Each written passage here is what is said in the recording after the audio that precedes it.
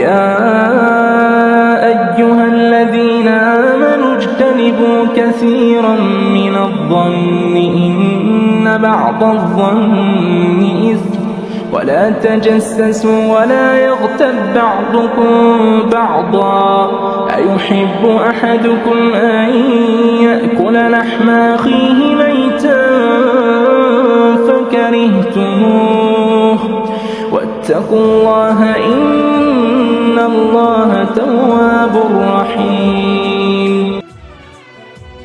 Pentingnya moralitas akhlak. Surat Al-Hujurat menekankan akhlak seorang muslim dalam interaksi sosial, termasuk larangan mengolok-olok, berprasangka buruk, dan saling mencela satu sama lain. Larangan ini diperkuat dengan perumpamaan gibah, menggunjing, yang dianalogikan seperti memakan daging saudaranya yang sudah mati, karena keduanya sama-sama menjijikan dan merupakan perbuatan dosa.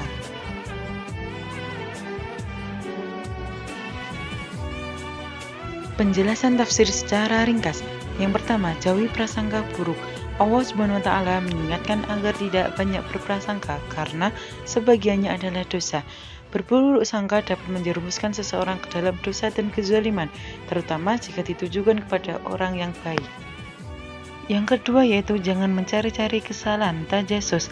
Larangan ini mencakup tindakan menyelidiki rahasia atau aib orang lain dengan sengaja. Cukup apa yang tampak dan jangan mencela orang lain dengan hal yang tidak diketahui. Yang ketiga yaitu analogi gibah. Menggunjing atau gibah diibaratkan seperti memakan daging saudara yang sudah mati.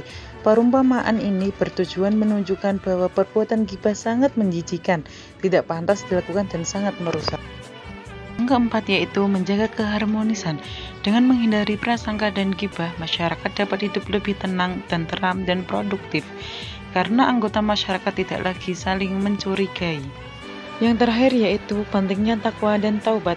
Ayat ini ditutup dengan perintah untuk bertakwa kepada Allah dan menjadi penerima taubat serta penyayang.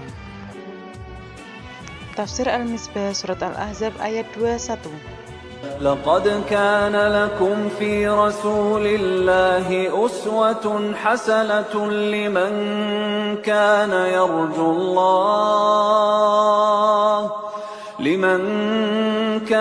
يرجو الله واليوم الآخر وذكر الله كثيرا. Tafsir Al-Misbah tentang surat Al-Ahzab ayat 21 menekankan bahwa Nabi Muhammad SAW adalah teladan paripurna bagi umat yang mengharapkan rahmat Allah dan hari kiamat.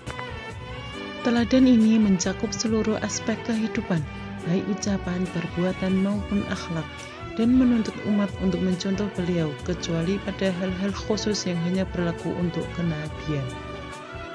Ayat ini menggariskan bahwa iman yang benar harus dibuktikan dengan meneladani Nabi dan banyak mengingat Allah.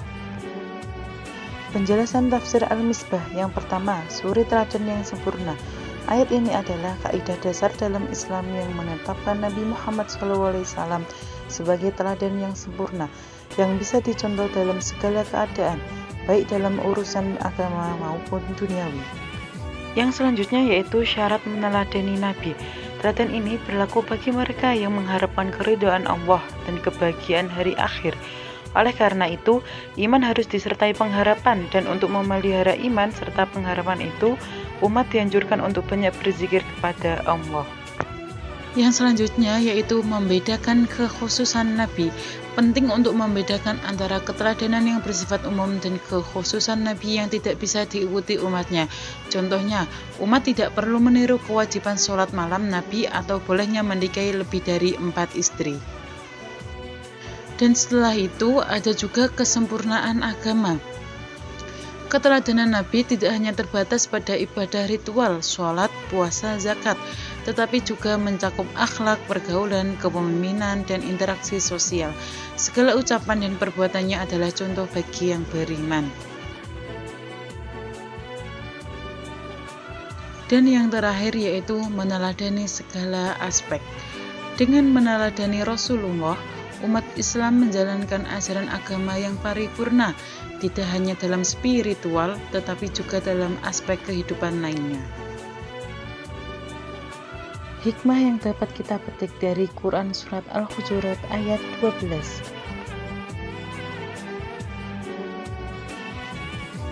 Yang pertama yaitu menjaga keharmonisan dan perdamaian dalam masyarakat, meliputi menghindari konflik dan membangun rasa percaya, yaitu husnuzon.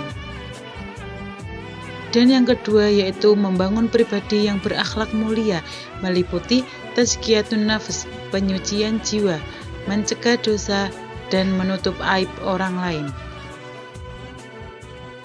Dan yang ketiga yaitu membentuk budaya saling menghargai, meliputi menghormati privasi dan menjaga kehormatan. Yang keempat yaitu menciptakan kedamaian batin, meliputi hidup tenang dan fokus kepada kebaikan. Dan yang kelima atau yang terakhir yaitu memperkuat persaudaraan atau ukhuwah yang meliputi menjaga persaudaraan dan saling mendoakan. Hikmah yang dapat kita petik dari Quran Surat Al-Ahzab ayat 21. Yang pertama yaitu memiliki pedoman hidup yang jelas. Dengan menjadikan Rasulullah sebagai suri tauladan, umat Islam memiliki contoh nyata dan sempurna yang bisa diikuti bukan hanya teori. Dan yang kedua yaitu menguatkan keimanan dan ketakwaan. Ayat ini secara khusus menyebutkan bahwa teladan Rasulullah adalah untuk mereka yang mengharap rahmat Allah dan kedatangan hari kiamat. Meneladani beliau akan menguatkan keyakinan kita pada janji Allah dan pertanggungjawaban di hari akhir. Yang ketiga yaitu membentuk akhlak mulia. Rasulullah memiliki akhlak yang paling mulia seperti kejujuran al-amin, kesabaran, keadilan, dan kasih sayang. Meneladani beliau berarti berusaha memiliki akhlak yang sama. Dan yang keempat atau yang terakhir yaitu menghadapi tantangan hidup dengan keteguhan. Ayat ini turun dalam konteks perang Khandaq, di mana umat Islam menghadapi ujian berat. Rasulullah menunjukkan ketabahan dan kesabaran yang luar biasa. Hikmahnya, kita harus meneladani beliau dalam menghadapi setiap kesulitan hidup. Demikian hanya ini yang dapat saya sampaikan.